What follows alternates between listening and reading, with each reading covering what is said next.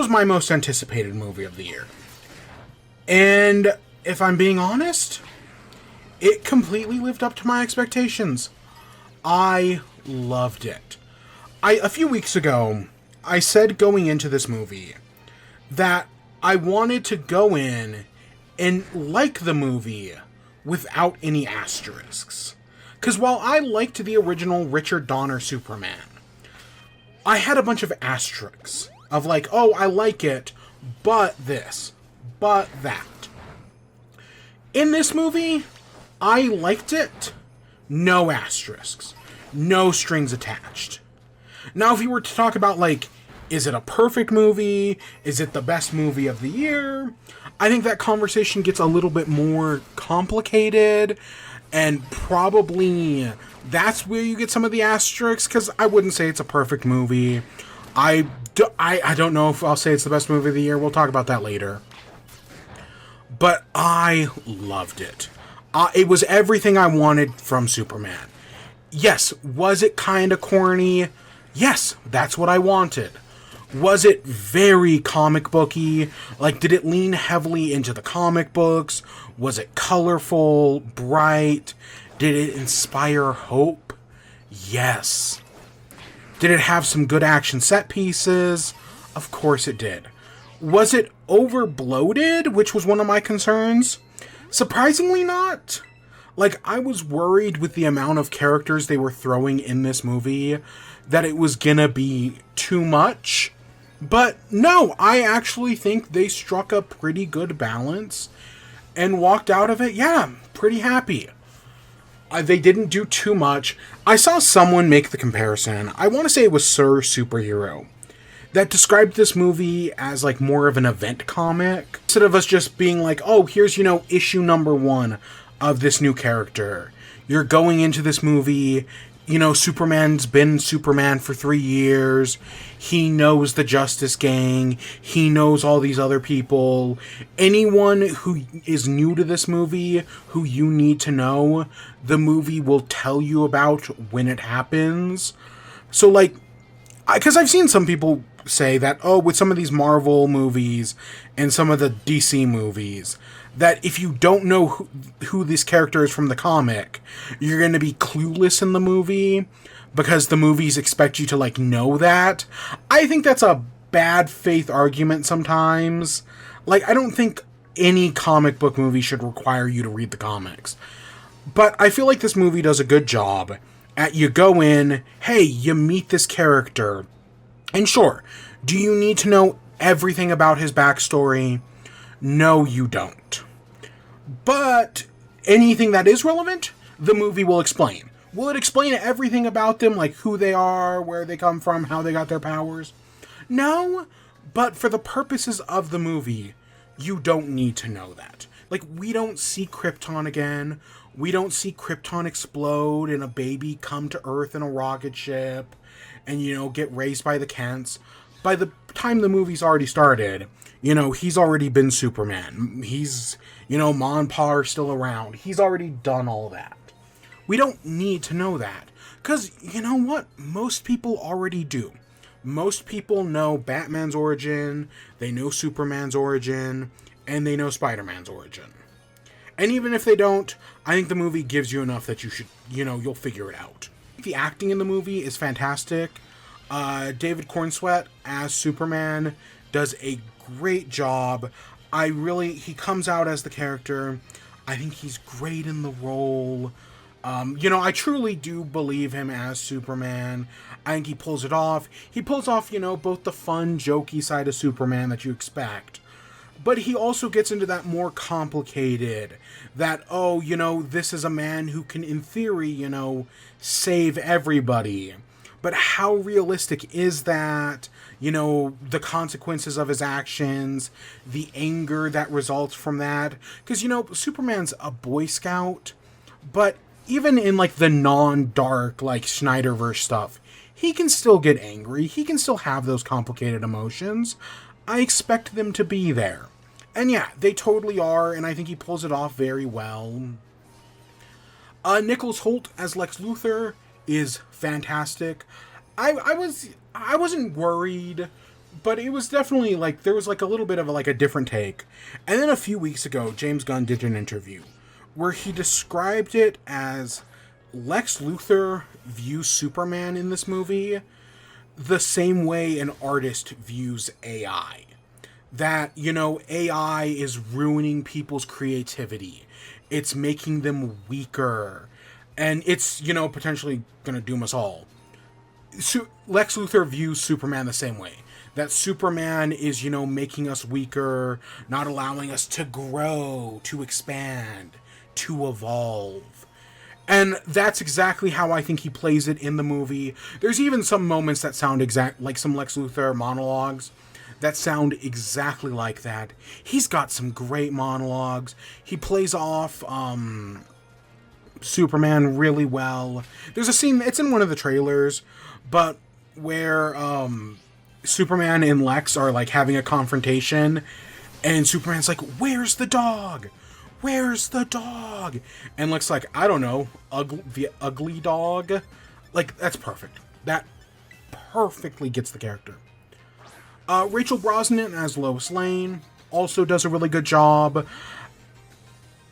We'll talk more about it in the spoilers, but I think she's really good. I think she finds that good balance. They lean more into her, like, reporter side, but she's not, like, complete, because, like, the Christopher Reeves movies, like, Lois Lane, like, disappears for, like, big chunks of those. Sure, does she never throw herself off a building in this movie? Yes, but I believe that at some point she did do that. Edie Gathegi? I know I'm pronouncing that wrong. Mr. Terrific is great. Totally a standout. But yeah, the guy who does Mr. Terrific does a fantastic job. It's... I've seen a lot of people say this is a very James Gunn movie. Like, this movie is like James Gunn. I don't know if I'd go that far, but there are some moments, specifically one with Mr. Terrific, where I was like, yep, that's James Gunn, all right. He does good. Nathan Fillion as Green Lantern, I think he's good as Guy Gardner. He does feel kind of old, but I think he pulls off the asshole character well enough. As Metamorpho, he does a good job.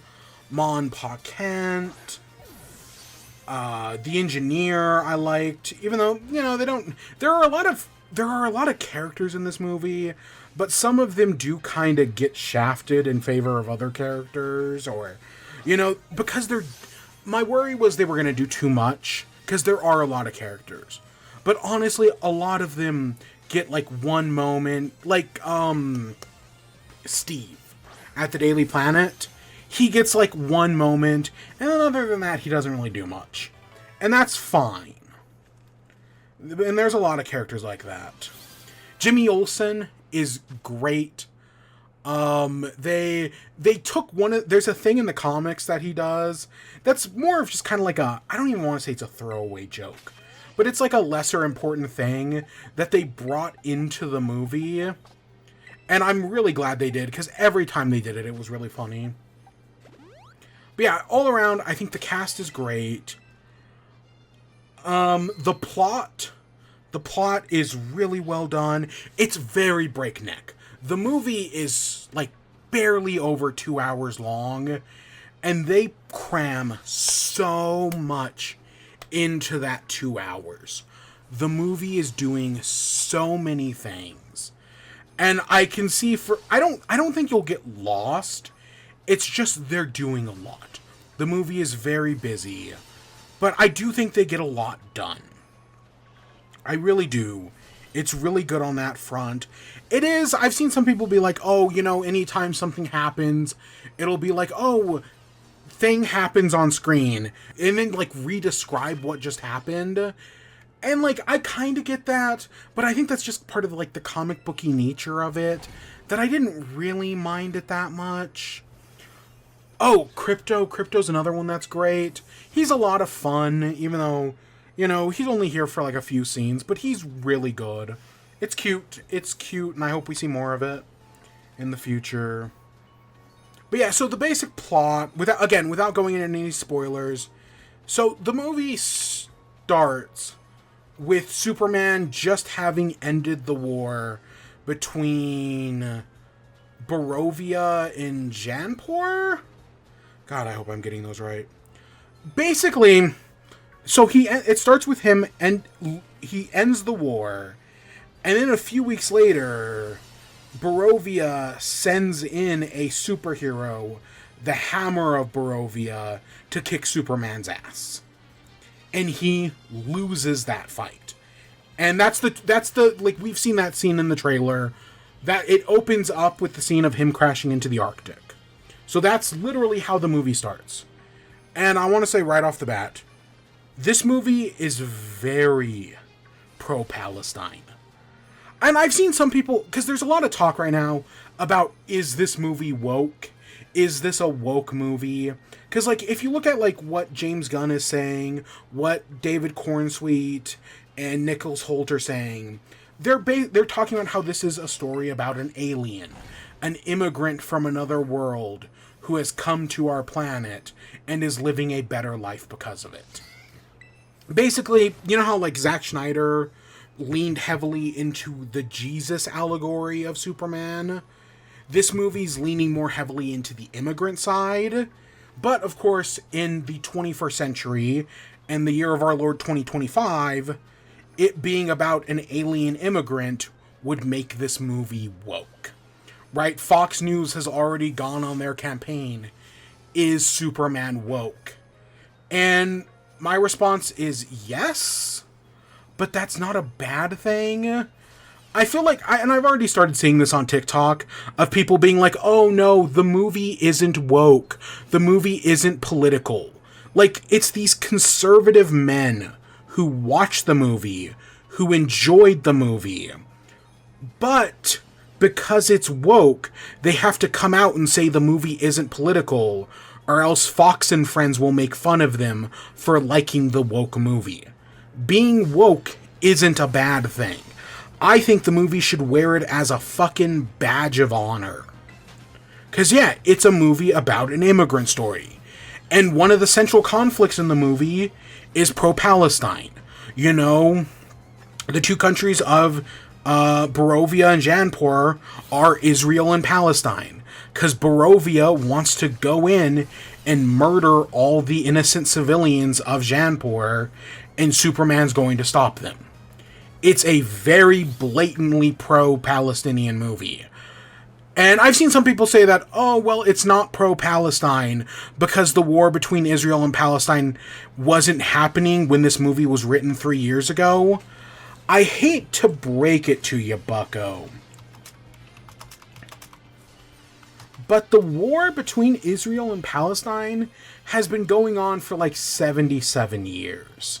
That isn't just something that happened overnight, right? Just because it's not like been like a conflict war doesn't mean the two nations haven't been fighting this whole time. This didn't just come out of nowheres. I want to be very clear with that. So even if they're not talking about the current conflict, you know, maybe they're talking about the 2015 conflict, or the 2008 conflict, or the 1996 conflict.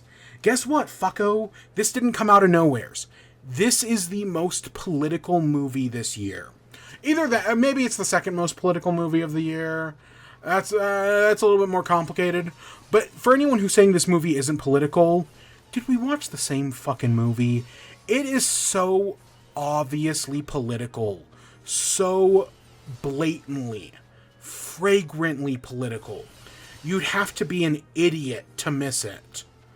Which is why I'm not surprised that a lot of conservative men have missed it. And, you know, they're only going off of what Fox and Friends say. Because, don't get me wrong, Fox and Friends is evil, but they're not stupid. Like, they're very clearly taking advantage of the culture war to make money. Whereas, like, people on YouTube making videos about it with their podcasts, those guys are fucking idiots who actually believe it.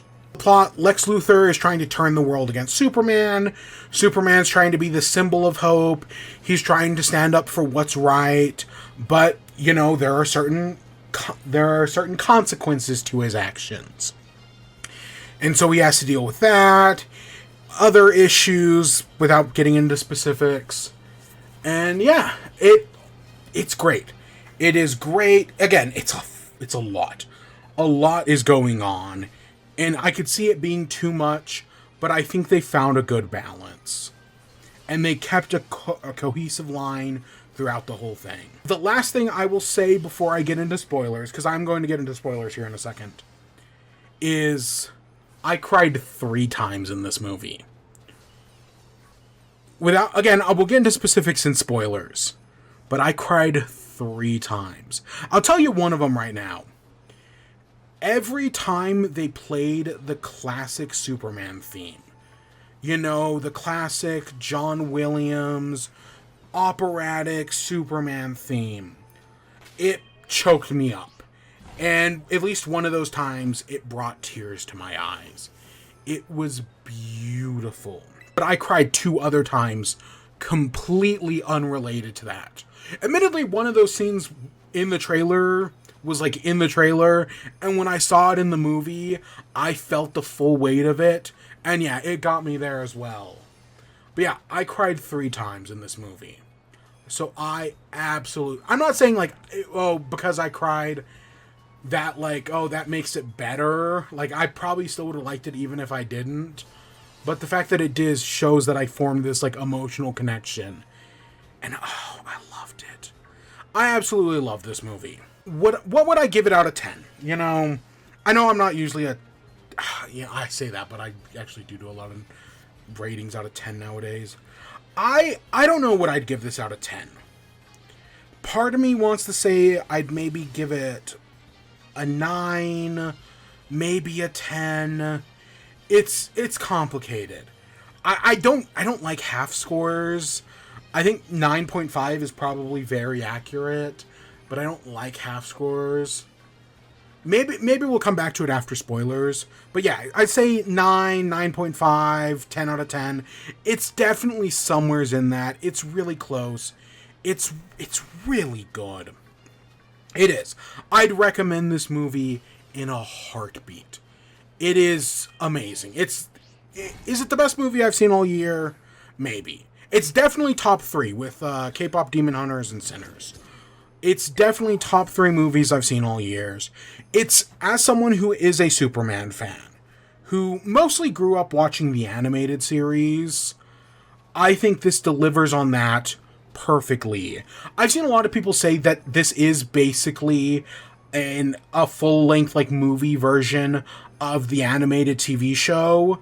And while it gets pretty close, like I wouldn't go 100% there, but I definitely think it gets pretty close. Easiest recommendation in the world.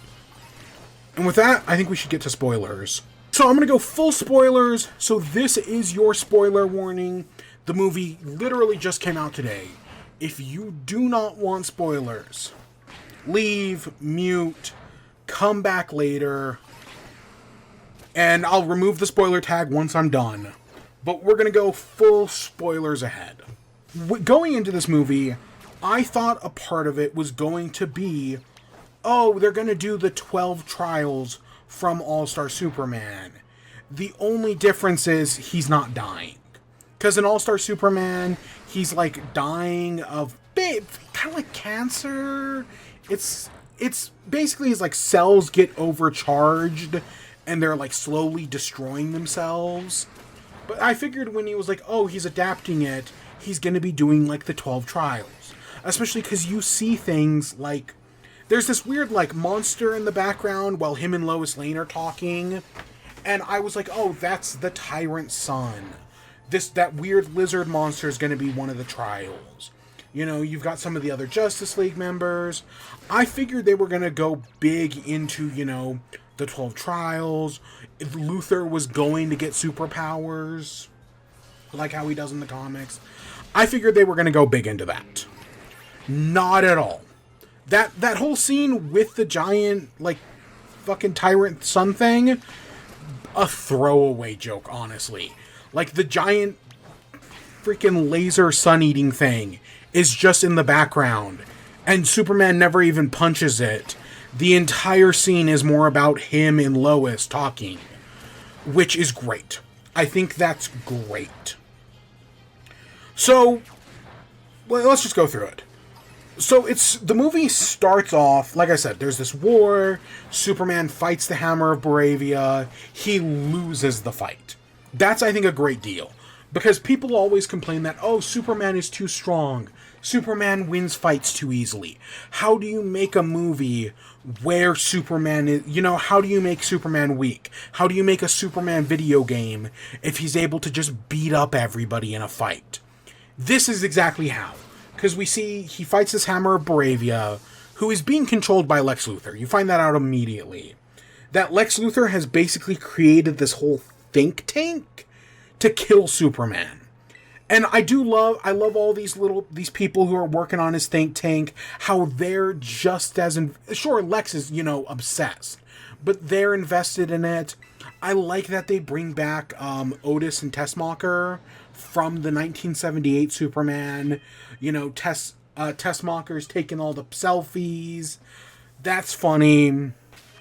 And then Otis is one of the guys working at the, he's, I want to say, the one in charge. Like, yeah, he's not a bumbling idiot.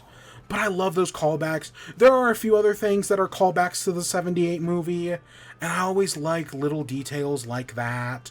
I'm happy to see this movie is not ashamed to be a comic book movie. Like, that's what kills me with modern day Batman. Ever since, I'm not going to say Tim Burton, let's say Christopher Nolan. Ever since Christopher Nolan, Batman movies have been ashamed to be Batman movies. All Batman movies have to be serious. They have to be dark. They can't be comic books. And the biggest proof you need of that is Robin. The fact that Batman movies are too scared to do Robin because he's too cartoony, he's too goofy, all the proof you need.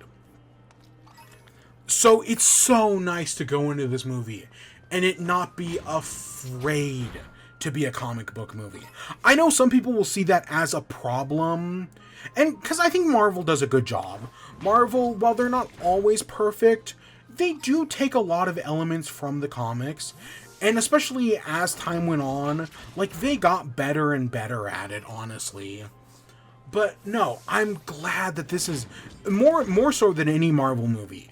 This movie is not ashamed to be a comic book movie. It revels in it. It loves it. And I think that's great. Superman, he's in the Fortress of Solitude. You find out the whole thing with the Hammer of Bravia is all a setup just to find out where Superman's Fortress of Solitude is. He gets healed by the robots, which we've also seen in the trailers. But while doing that, he's listening to a message from his parents.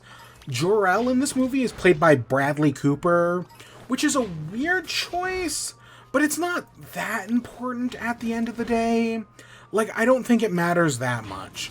But Superman hears this message from his parents, telling him, oh, son, we're sending you to this new world.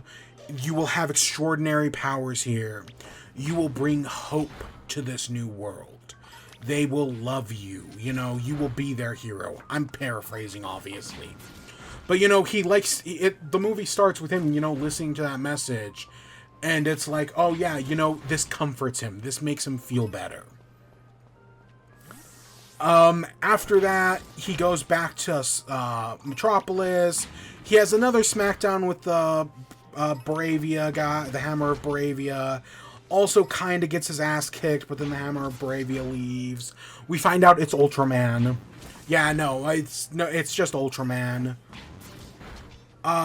Lois and Clark have been dating for 3 months now. It's their 3-month anniversary. Clark is making them breakfast for dinner. And that's where you get the whole, oh, can I interview you? Let's do an interview and a conversation. And it's really good. They get in a fight.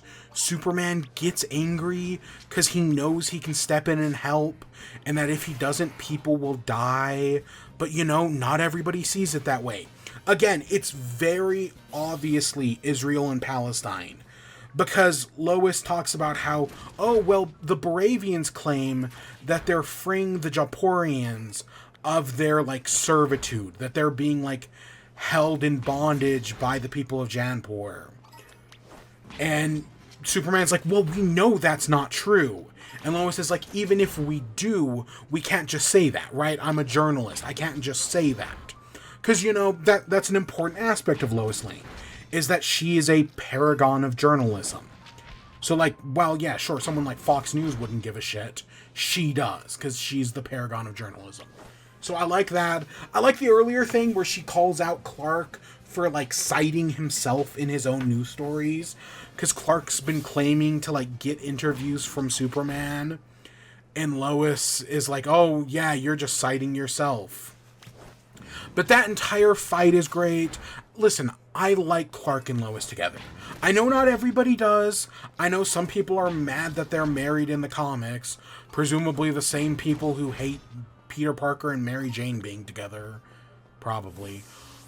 But I like them together in the comics. I think they're a good balance, even if they're not always written well. Because, you know, for some reason, once people get married, writers just don't know how to write them anymore. Like, I get it. Marriage changes the dynamic, but for some reason, writers just can't figure it out. But, you know, they're only in the movie, they're only 3 months into dating, and yeah, they almost break up. Lois says, like, oh, you know, I'm bad at relationships. I knew this wasn't going to work. And yeah, they almost break up in this movie. After that, Lex Luthor, right, he goes to the Fortress of Solitude. They capture Krypto. They hack into Superman's computer to get the message from his parents. And the engineer, because the message is, like, cut off. He's only got half of it. So the engineer finds the second half. And as it turns out, in the second half of the message, Jor-El and Laura tell Kal-El that he's going to rule over this planet. That Earth is a planet of savages. He will have power unimaginable. He will be able to rule over them as a dictator. He will have, you know, a harem of women that, you know, he will reproduce with, you know, creating a superior population. Okay, I think the movie is mostly funny. That's one of the jokes I didn't find funny, because they kept bringing up the whole harem of women thing. Or at least they do it 3 times, like, you know, comedy rule of threes. And I just didn't really find it funny. Like, there are other things, like, there's a whole thing where Clark hates social media because he reads bad things about himself, and that makes him feel bad, specifically when people call him super shit. And, like, that joke was funny. Especially when you find out Lex Luthor has a bunch of monkeys typing rage bait on social media. But just remember, it's not a political movie, guys. In no way is this political. I've seen some people complain about this message. Because normally in the comics and, you know, the other animated series, the 1978 movie, Jor-El, like, yes, they understand that Superman's going to be above humanity, that he's going to be greater, but he is sent to Earth to be their savior. In this movie, no, they change it where he's the ruler. At least that's why they sent him. I've seen some people complain about this, and don't get me wrong, I get the complaint. It is different. Admittedly, I think I minded a little less, specifically because of one of the other recent Superman adaptations, My Adventures with Superman, where they talk about how the Kryptonians were a warlord civilization, that their empire span. You know, I'm not going to say they're the Viltrumites, but they're kind of alluding to something like that. And, well, sure, that's like why Brainiac becomes the villain, is because he was a robot built for war, and the war was about to end, so he destroyed Krypton. If you haven't seen My Adventures with Superman, I really do recommend it.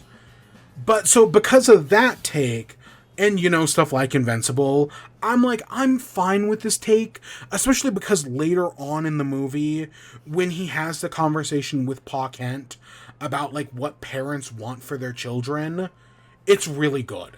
And it explains it. We'll talk about it later, obviously, in a little bit.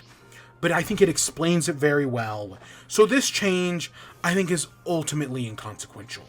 Like, yes, does it have some implications? Sure. Am I curious to potentially see what they're going to do with Zod? Yes. Do I want them to do Zod in the next movie? No. I do not want Zod. Please, for the love of Glob, do Brainiac. Do Bizarro. Do Metallo. Do fucking anybody but Zod. Or also, don't do Lex Luthor again. I'd be fine if Nicholas Holtz comes back and plays him, but I do not want him to be the main antagonist. Please, God, no.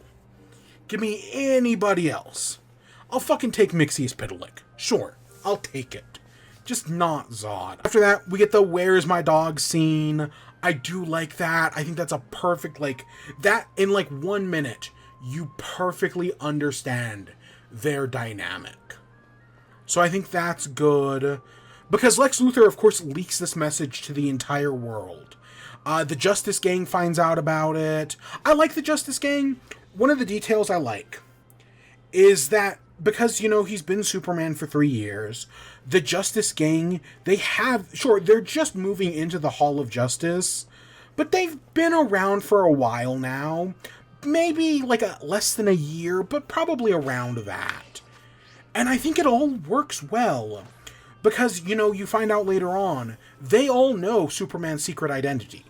They all know he's Clark. So there's this, like, sure, it reminds me of classic, like, comic books. Because originally, when the Justice Society came together, Batman and Superman weren't members. Sure, they teamed up with the Justice Society all the time. But they weren't official members because Batman and Superman were so popular they had their own books. It's kind of the same here. Like, yeah, the Justice Gang is popular enough, but Superman's still kind of more popular, so he's not, like, officially a member yet, even though he's friends with all of them. I think all the Justice Gang is good. Nathan Fillion plays a good Guy Gardner, obviously, but the real highlight is Mr. Terrific. I think Mr. Terrific is great. There's specifically, you know, I talk about how much of a James Gunn movie this is. You know, James Gunn loves to do his action set piece to music.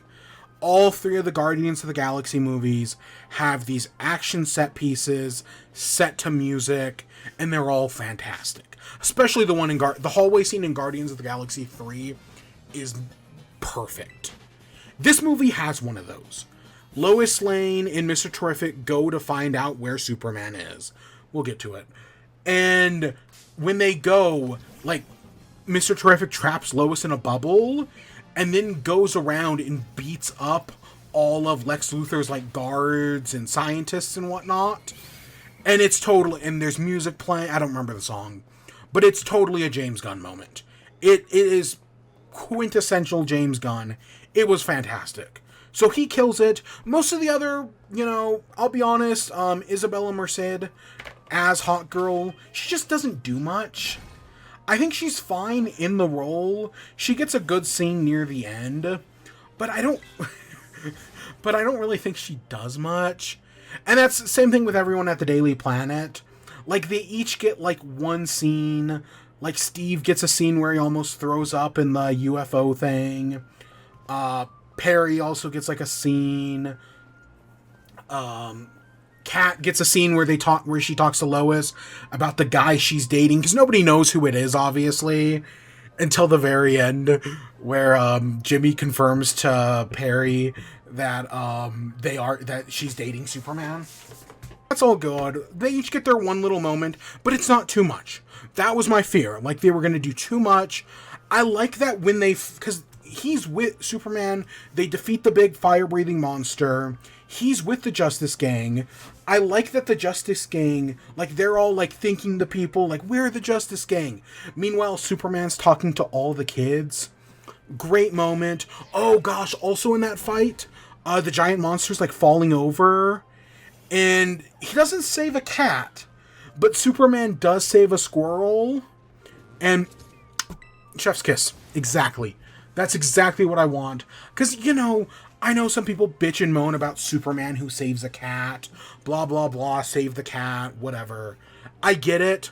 I wanted it. I wanted him to save a cat, or, you know, get a cat out of a tree. I want Lex Luthor to throw a cat in a tree as part of his evil plan, and Superman to go and rescue it. And yeah, you do get him saving a squirrel. I'll take it. I will take it. Yeah, when they all find out about the true message, the Justice Gang doesn't, like, immediately turn on him. They're like, yeah, you know, we're friends. We've known each other. Let's talk about this. And they're the ones who ask the question, well, how did he know about this message? And that's when, you know, he realizes Krypto's been kidnapped. And then, of course, after that, you know, Superman, now that his dog is missing, the world hates him now because they think he's come here to, like, take over the world and have a harem of women. So he goes to, like, sulk in his apartment, while meanwhile the Justice Gang is fighting the Tyrant Sun in the background. And again, it's just a throwaway thing. He's just like, I think he calls it, like, an imp. I think he does call it an imp. And he's like, yeah, they got it. Because now Lois is there to comfort him. And they have a really good conversation about, you know, what it means. Well, you know, even if the message wasn't actually telling you, like, the full message is telling you to conquer us, that's not how you interpreted it. You're a good man, Clark Kent. Don't let them get to you. You're a good person. I like all of that. Their conversation is so good. It ends with Superman telling Lois that he loves her. And she can't say it back, because again, they were about to break up before this. One thing, they talk about punk rock, and he says, kindness is punk rock, which I don't know how keyed into this you all are, but in recent years, there's been this movement called hope punk, which is basically the idea, as I understand it, that, you know, originally punk was rebelling against the system. Hey, you know, it's the 80s in London. It's the Margaret Thatcher era of neoliberalism. And we're going to rebel against that. That's the punk scene. At least that's where it starts. But in the modern world, you know, 45 years later, punk has been co-opted, especially by the right. Donald Trump, at his rallies, plays punk songs. That's how you know punk is dead. So, of course, in response to that punk used to not be it. Then it became what was it, which by definition makes it no longer punk. So this brought a new movement called hope punk. I want to say hope punk I once heard described as, like, Steven Universe, glitter, and bubblegum. Like, it's all the ideas of punk rebelling against the system, but doing it both with a smile. But instead of, because, you know, grunge and whatnot has been co-opted by the mainstream, we have to use all these bright and colorful things. That's how I remember hope punk being described. And that's kind of what this feels like. Because that is still the modern world we're living in. Even if Steven Universe is like 10 years old at this point. But no, it really does feel like hope punk. And that's kind of what Superman's getting at here. That, you know, hate and bigotry is becoming more and more mainstream. So being good, being kind, loving your brothers and sisters, and your non-binaries, that's punk. And I completely agree. I completely agree with that statement. Because that is the world we live in nowadays. So Superman's in jail. This is where they bring... I was talking earlier about how, like, hey, if you don't know anything about these characters, the movie will tell you exactly what you need to know. They bring out Metamorpho. Very comic accurate design. Love that. I love that they stick him comic accurate. Who is this guy? Where did he come from? Doesn't fucking matter. We don't need to know any of that for this movie. The only two things you need to know is that he has a son named Joey, baby Joey, who Lex Luthor is holding captive, and that he's able to metamorphosize his body parts into, you know, different things. things. And of course, the example they use is kryptonite. Because early on in the movie, Lex Luthor is talking to like the Secretary of Defense, and was Rick Flag the Secretary of Defense? He's talking to them, and they mention that like, hey, there's no more kryptonite on Earth. And Lex says like, hey, I'm working on it. I have a solution for that. And yeah, it's Metamorpho. Metamorpho is able to make more kryptonite. So I do really like that. I think that's a good solution. And that's it. That's all you need to know about Metamorpho. Later on, you see he has like a girlfriend or a wife. I know in the DC animated universe, it's his fiance. So if you don't, Metamorpho, quick rundown. He's a guy, I want to say military vet. He's engaged to a beautiful woman who her father runs, I want to say Stag Industries. The father-in-law hates him, so he runs an experiment on his future son-in-law, turning him into Metamorpho. That's what I remember the story being, more or less. But of course, at the end of the day, he tries to seek revenge on his father-in-law. The Justice League stops him. And hey, his fiancée still loves him. And even though, again, that's just what I remember from the animated series. But you can basically infer most of that from this.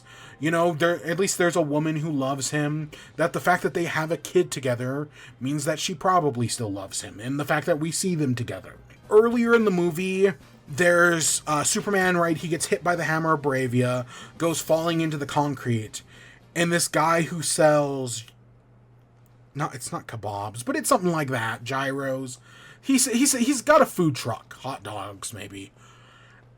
He comes and picks Superman up. He, helps him out of the crater. And Lex is write that guy's name down. And then later on, we find out Lex Luthor has kidnapped that guy.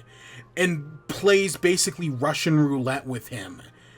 And is like, hey, Superman, for every question you don't answer, I'm gonna, pull the trigger. And eventually he's gonna die. Only takes 2 bullets. And even Lex is kind of disappointed, oh, I thought that would go on longer. And yeah, it's super fucked up. But I love it. I think it's a great Lex Luthor moment. I like that Metamorpho's oh shit. Oh shit. All of us, even though he's trapped in this pocket universe, the gravity of it all comes in on him. Especially because Lex Luthor is I know there are other people you love. Are, people who have helped you. I'm going to kill all of them if you don't talk. And he says the next one, it's going to be that reporter you talked to. And of course the first is Lois. No, he's going to kill Clark Kent next. That was funny. That's a good joke. But eventually they break out because Metamorpho, right after that, he takes away the kryptonite. He then creates a mini sun, which is really cool. Again, I love just the visuals are so good. I'll be honest, the CGI in this movie isn't perfect. I don't expect, photorealistic CGI or anything like that. I think the CGI does its job. Nothing more, nothing less. But I love this sun moment. I think it's really well done. After that, Superman breaks out. He's still very weak. They save Baby Joey. He saves Krypto. He fights off a bunch of, Lex Luthor's... they have a name.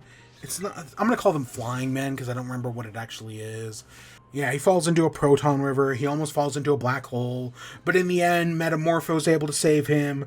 Krypto's able to save him. Krypto almost dies, but luckily Clark's got him. Because this is around the same time, the Mr. Terrific scene's happening.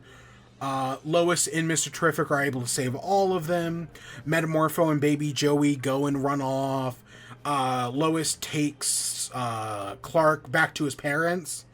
And then Mr. Terrific tries to shut down the portal. Because if they leave it open, it might cause a black hole and, rift apart the planet. This is where, they head back to Superman's childhood home. We see his childhood bedroom where he's got the... what are they called? The crab something or others. He's got his punk rock poster, which is a callback to earlier. This is where we finally get that moment with Pa Kent, where Superman talks to Pa, and basically he's like, my parents, they wanted me to come here and enslave this planet, to subjugate it, to rule over it. And Pa sits down with him. You know, this Pa is a very quiet man, very reserved, but he just tells him, like, you know, parents, we don't decide the fates of our kids. We only give them the tools to make the stupid decisions. But in the end, hope they make the right ones. And I know, son, you're gonna make the right ones. It's a really good speech. And it made me cry. I fucking cried. Admittedly, I know I'm in a theater, so, like, I'm very aware of, like, my surroundings, and I'm, like, I try very hard to hold it in, but I definitely had tears. I cried. Oh my gosh. And then, like, not, like, 10 seconds later, you find out, Barovia is now marched all their troops onto the border. They're gonna invade Janpur. And then we get that scene from the trailer where it's a bunch of kids. Because it happens, there's a bunch of kids, they raise up the flag and start calling for Superman. And then all the adults, you know, and these aren't soldiers, these are like farmers. They see the flag and they start chanting for Superman as well. Because even though the rest of the world has, you know, in theory, turned their back on Superman, because they see him as, you know, someone who's come here to conquer the planet, these people still believe in him. And it got me again. It got me again. I was crying. Oh my gosh. It was so good. And of course, Ma does I polished your boots, let me go get them. But then Mr. Terrific comes in and is like, hey, you need to get to Metropolis, because this black hole is going to destroy everything. Because Lex Luthor made it worse. So he has a choice. He can either go save the people of Janpur, or he can help Mr. Terrific. So he's got to make that choice. Meanwhile, Lois ends up going back to the Daily Planet. There's a whole... one of the things I love is they kept in the thing from the comics that Jimmy Olsen is a ladies' man. Because if you don't know, yeah, Jimmy Olsen is a ladies' man in the comic. He gets with all sorts of women. He gets with a fucking bug woman at one point. I want to say that was Countdown. But yeah, Jimmy has the ultimate riz. And there is a running joke in this movie that I found hilarious. That basically every woman who looks at Jimmy is like flirting with him. That he's just got that undeniable killer riz. I think it was so funny. But it turns out one of his exes is Tessmacher. And that Tessmacher is his, like, source. And she's feeding Jimmy, like, where Superman is. That's how Lois finds out he's in a pocket dimension. Later on, Tessmacher, right, she decides to turn on Lex and gives all the proof to Jimmy. Because throughout the movie, like, Tessmacher's been, like, taking pictures. And as it turns out, she's been documenting everything. But, you know, because she's pretending to be, like, a ditzy airhead, like, Lex Luthor never suspected anything. But she's got all of his dealings. Which, one of the things... Okay, I meant, right, this movie is very... Even if it was written 3 years ago, the conflict between Barovia and Janpur is very clearly Israel and Palestine coded. And the fact that part of the plan, Lex Luthor's whole plan, is that he wants Barovia to, you know, take over Janpur. And then the president of Barovia has promised to give Lex Luthor half the country. So he's promised to give Lex Luthor half the country. And I've seen some people be like, oh, this movie was written 3 years ago. There's no way, you know, this was the intention to be Israel and Palestine. I'm like, maybe, but the fact that fucking Donald Trump literally put out an AI video basically saying his intention for the United States to take over the Gaza Strip and turn it into resorts and casinos. If is this commenting on modern day politics? Maybe, probably, but if it's not, they have the nail on the fucking head. Man, they fucking nailed it. Because yeah, it is the Israel-Palestine conflict. To a fucking T.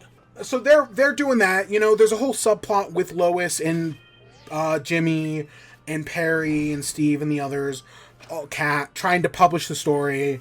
It's a whole subplot.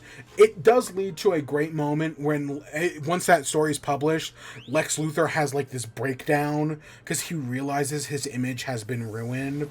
That's a great moment. But outside of that, they're safe. They're off doing their own thing. Meanwhile, Superman, he's got the choice. He goes to Metropolis because, there's this giant crack forming. He goes in, he goes to help the people of the city who are all evacuating. And then you get this moment where this woman's the last person trying to get out of Metropolis. All these buildings are falling, and this building's falling directly on the bridge. This woman's trying to drive away, and right as the building's about to crush her, Superman comes in, she drives away to safety, and the building falls flat on Superman. And then, she gets away, she gets to safety, she looks back, and you just see the cloud of dust, and as it clears, the Superman theme starts playing, and you see a full shot of Superman, and for the third time in the movie, I was brought to tears.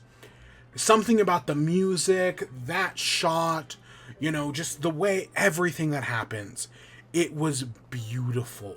And I was just overwhelmed with emotions, and I was brought to tears. I'm probably the only person who cried at that moment, but it got me. It totally got me. And every other time the classic Superman, the John Williams Superman theme played, I also felt like a little emotional, but that was the one time that I actually did cry. Terrific in Superman fight the Engineer and Ultraman. They beat Mr. Terrific pretty quick, but the Engineer uses her nanobots and starts filling them into Superman's lungs. And so, he's getting covered in them. He flies up into space. And my first thought is he's trying to freeze them. He's gonna freeze all the nanobots. But instead he flies all the way up and then comes all the way back down. And because the Engineer's grabbed onto him, it's well, Ultraman will survive this fall, but she probably won't. And she ends up surviving it, but it knocks her out, and presumably that's what stops the nanites from killing him, and he's able to pull them out, and it's kind of gross. It goes on for a second longer than you'd want it to. It's because he's not coughing up the nanites in his lungs, he's yanking them out, and yeah, it's just kind of gross. There's a lot of speculation that, is Ultraman gonna be Henry Cavill? Is, Lex Luthor opened a portal to a different universe, and he's got, an evil... Because in the comics, Ultraman is evil Superman from an alternate universe. So that was the thought, is that what he did? Are we going to get Henry Cavill as this? No, in this, Ultraman is just a clone. Lex Luthor found some of Superman's hair and was able to make a clone of him. The only problem is the clone is dumb as a bag of bricks, so Lex Luthor has to give it commands. Because that's what, it's all about brain versus brawn, as Lex Luthor puts it. He has the power of Ultraman, but Lex is the one telling Ultraman what to do. He's programmed all these commands, A1 is a face punch. And that just by saying it, Ultraman will do it. And that's how he's able to beat him. At least in theory. That's how, Superman loses the fight at the beginning of the movie. So they fight, and, they're in this giant chasm that's opening up. There's a black hole below them. And then Krypto comes in to try to save him.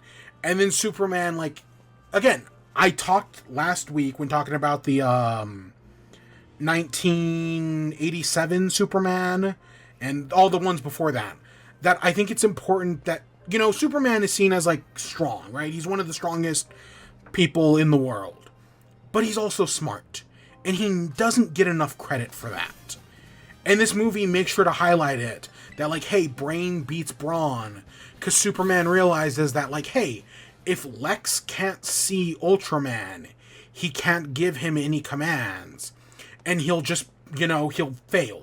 because he's, you know, basically just a puppet. And that's exactly, he has Crypto fetch the toy, which are all like the little like spy satellites floating around. It's a callback to something that happened earlier in the movie. So Crypto takes out all the little like drones that are watching them, and with that he's able to easily beat Ultraman.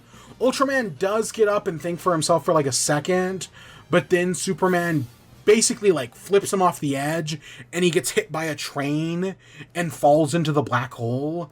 Yeah, Ultraman dies in this movie, and I don't think it's a bad thing, because I know, oh, well, you hate in Man of Steel when Superman kills Zod. And, like, yes, I do hate that, but this is this different? Because, like, yes, okay, it's not, because part of the problem in Man of Steel is that he literally snaps Zod's neck.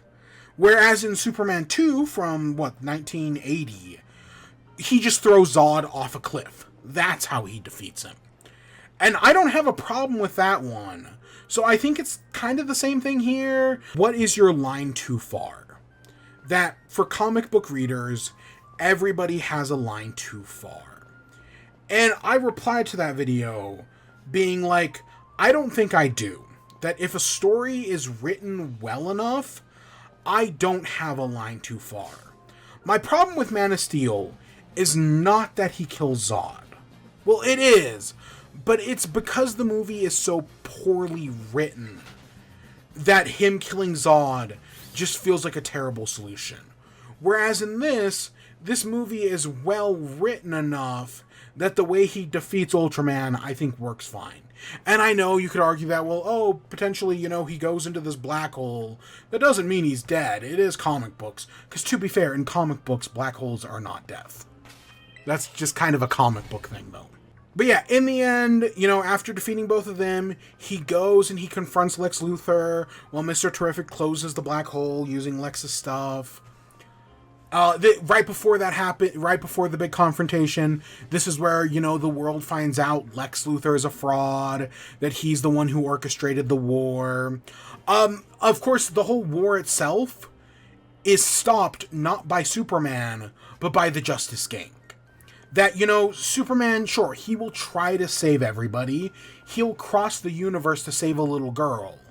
But at the end of the day, he's only one man. And the other heroes around him are inspired by him, including Metamorpho, who steps back into the fray and helps save the people of Janpur. And they go in, they defeat the Israeli military, Barovian military, and, you know, they save the day. And they get applauded as heroes. Metamorpho joins the Justice Gang, which the joke about that is like, oh, do we really want this ugly guy in the Justice Gang? Oh, I like that name, Justice Gang, that's cool. Yep, he's in, because Green Lantern's the only one who wants the name. So I like that they find that compromise.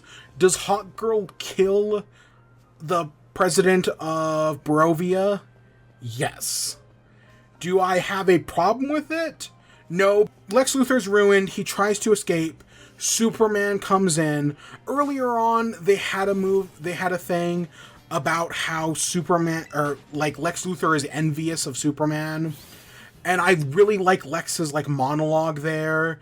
That, you know, again, it goes back to that thing I was saying about AI earlier. That he views Superman as like AI making humanity weaker. And yeah, he doubles down on that in this whole speech. This is also where he talks about the whole conflict with Janpur and Barovia, and the whole thing about him getting half the country. That was all just a bonus.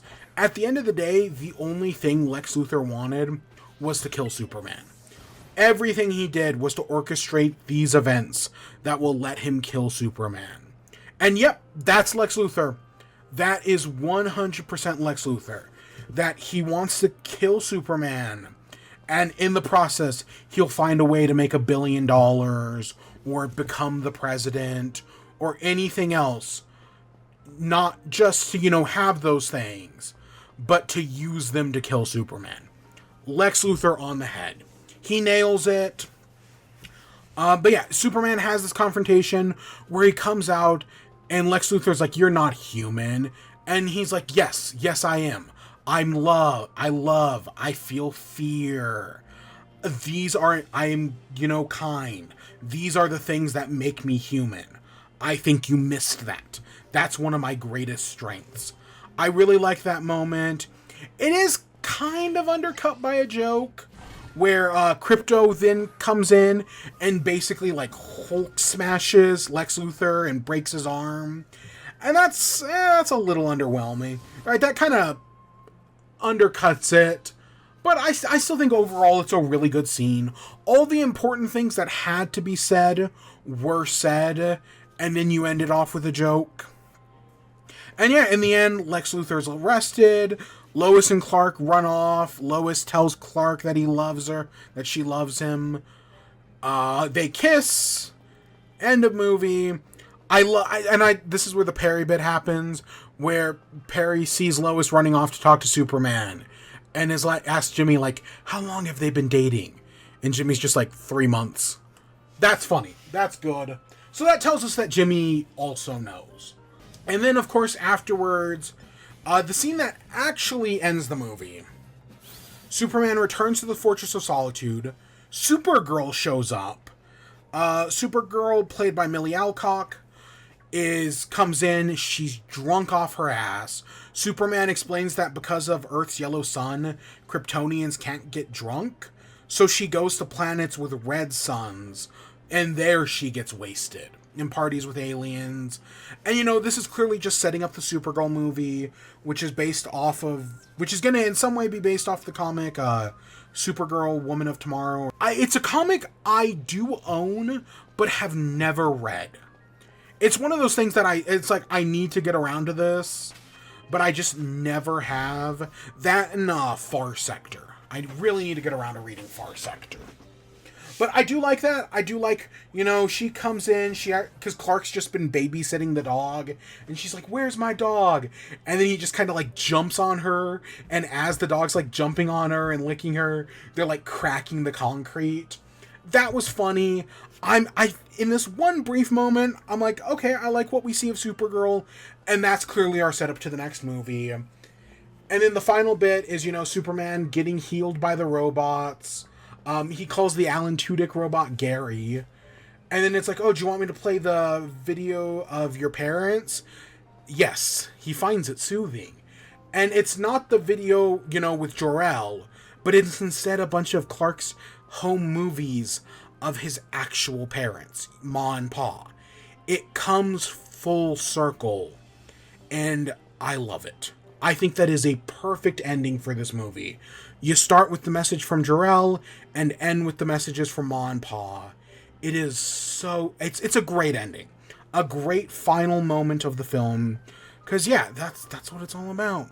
And then there are 2 post-credit scenes. They're really nothing special, which, can I be honest, I don't mind at all. I know a lot of people are used to, like, Marvel having, like, serious post-credit scenes. But, can I be honest, I'm kind of sick of serious Marvel post-credit scenes. Specifically the fact that it takes, like, years for shit to get followed up on. Like, I think the moment I was like, okay, I'm kind of done with serious post-credit scenes, was Hercules at the end of Love and Thunder. I was fine with the Star Fox thing, because I still thought there was a chance that would get followed up, and it still potentially might. Probably not, but it might. Whereas the Hercules thing, it might get followed up on, but who fucking knows at this point? And that was so messy. The post-credit scenes, one is Superman on Krypto on the moon, looking down on the Earth, which kind of reminds me of the whole thing I was talking about last week, where it's like, if you could just see the world from my perspective. So it's just a sweet little moment. And then the final post-credit scene is Superman and Mr. Terrific talking. And it's, they repaired the city, they filled in the rift, but when the rift got fixed, everything on one side is just a little bit off. So, like, everything has been moved, like, a few inches forwards, and they're just, like, looking at it, and it's like, it's uneven. And Mr. Terrific's like, you know what, screw it, whatever, maybe we'll just open the rift again, and I'll get it right the next time. And Superman's just like, I can really be a jerk sometimes. It's just a cute little scene. It doesn't add anything. It doesn't tease anything. You know, they didn't tease like Brainiac or Zod or anything. And I'm fine with that. And that's the movie. I loved this movie. I know we literally just spent almost an hour and a half talking about it. Nothing compared to, I think, Kinda Funny, which is at like 3 hours. Let me put it like this. I went into this movie with high expectations. I am a Superman fan. I've not always loved Superman, I'll be honest. When I was younger, I used to be one of those people who's like, oh, Superman's dumb. He can just beat up any of his villains. Oh, Superman's dumb. His weakness is a green rock. But as I matured, I realized, no, Superman is amazing. He is a hero. He is inspiration. He is hope. And watching this movie, I felt that feeling of hope, that inspiration, that after years and years of terrible Superman movies, going in, and I looked at this and I was like, that's a hero. That guy inspires me, makes me want to do better, because he's Superman. So no, I do think this movie does a good job at that. It's everything I wanted. It met my high expectations. And it's one of the best movies I've seen all year. Fuck it, let's give it a 10 out of 10. Fuck it, I've got nothing to lose. Is it perfect? No. As a Superman fan, it gave me exactly what I wanted. Hopefully, after this movie, people will start to see Superman the way I do. And that's all I want.